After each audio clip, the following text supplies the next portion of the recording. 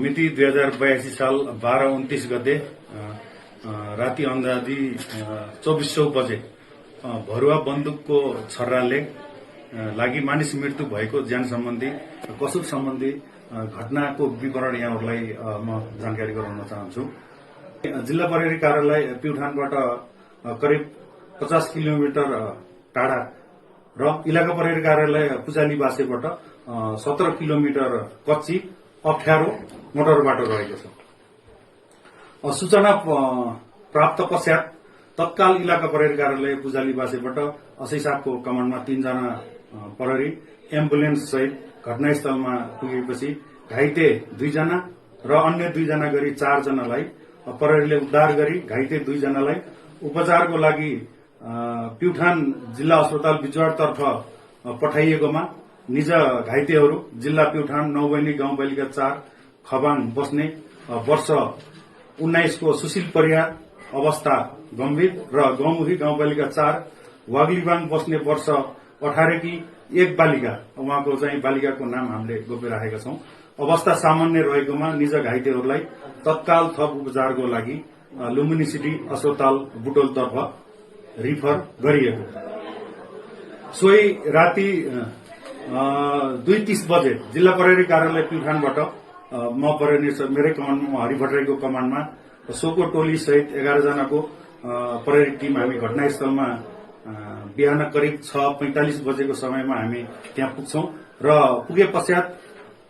प्रारम्भिक अनुसन्धान कार्य शुरू हुन्छ र घटनास्थलमा एक थान नोकिया किप्याड मोबाइल फोन फेला पारी शंकित व्यक्तिको पहिचान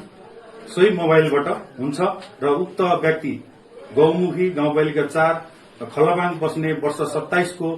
विक्रम केसीलाई नियन्त्रणमा लिई सोधपुछ गर्दा निज व्यक्ति सोही दिनको साँझ करिब 8 बजेको समयमा आफ्नो सहोदर भाइ विश्वास केसी एजन बस्ने वर्ष 19 को रवि केसी एजन बस्ने वर्ष 15 को एकजना बालकको नाम गोप्य राखिएको छ सहित 4 जना भई सोही गाउँको जुपाल सामुदायिक वनमा शिकार खेल्न भनी गएकोमा अन्दाजी रातको 1100 बजे शिकार गर्दै गर्दा घर फर्कने क्रममा जुपाल सामुदायिक जंगलको गाउँतर्फको चौरको छेउमा रहेको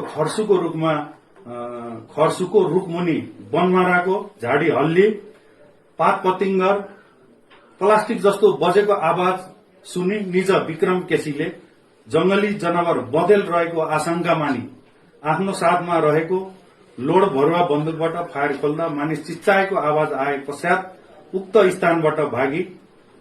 गएको खुलाएको। घाइते सुनील परियारको साथी जुन सँगै आएको हो सञ्जु परियार भन्ने दुर्जे दमाईसँग बुझ्दा निज सुशील परियारले आफ्नो केटी साथीसँग भेट्ने काम छ भनी दुर्जे दमाईलाई साथमा लिई नौबैनी गाउँपालिका 4 खबाङदेखि करिब 3.5 घण्टा पैदल बाटो हिँडी घटनास्थल गौमुखी गाउँपालिका 4 वाग्लीबाङ स्थित जुपाल सामुदायिक वनमा पुगेपछि निज सुशील परियारले आफ्नो केटी साथीलाई फोन मार्फत सम्पर्क गरी भेट्न बोलाउँदा निज केटी साथी सहित 2 जना भई सोही वनमा आएपछि बेलुका अन्दाजी 7 बजेतिर भेट भई जंगलको झाडीमा कुराकानी गर्दै गरेको अवस्थामा सोही रातको अन्दाजी 10:45 बजेको समयमा जंगल तर्फबाट केही व्यक्तिहरूले निजहरू बसेको ठाउँतर्फ लाइट बाल्छ अनि निभाए पश्चात बन्दुकबाट फायर खोल्दा सुशील परियार र निजको केटी साथी घाइते भए पश्चात सञ्जु परियार भन्ने दुर्जे दमाईले घाइतेलाई रेस्क्युको लागि जिल्ला प्रहरी कार्यालय प्युठान खलङ्गामा सम्पर्क गरेको भनी बुझिएको। मिति 2082 12:30 गते बिहान उक्त घटनास्थलमा तथा विक्रम केसीको घर गोठ खान तलासी गर्ने क्रममा एकनाल खिया लागेको पुरानो भरुवा बन्दुक र निज विक्रम केसीले घटनामा प्रयोग गरेको घरदेखि घरदेखि अन्दाजी 500 मिटर पूर्वतर्फ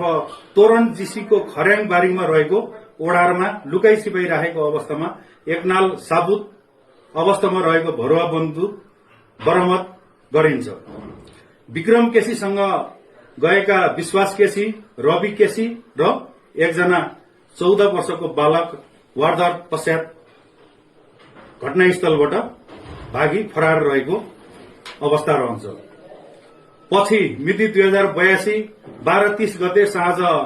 19:57 को समयमा निज घाइते सुशील परियारको उपचारको क्रममा लुम्बिनी सिटी अस्पताल बुटोलमा मृत्यु भएको र अर्को घाइते बालिकाको सोही अस्पतालमा उपचार भइरहेको र निजको स्वास्थ्य अवस्था खतरामुक्त रहेको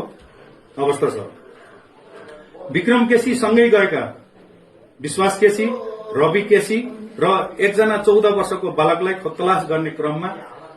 मिति 2083 1 गते गाउँमुखी गाउँपालिका 4 लिबासे स्थित बाटोमा हिँडिरहेको अवस्थामा फेला पारी नियन्त्रणमा लिएका छौं र घटना पश्चात मृतकको बुवा गाजीराम दमाईले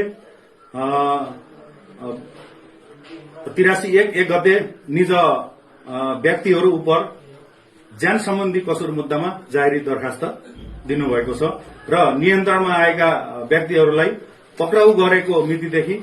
लागू हुने गरी सम्मानित अदालतबाट अहिले दिन 4 को म्याद थप गरी अनुमति प्रदान भई अनुसन्धान भइरहेको कुरा यहाँहरूलाई जानकारी गराउँछु। हस्, धन्यवाद।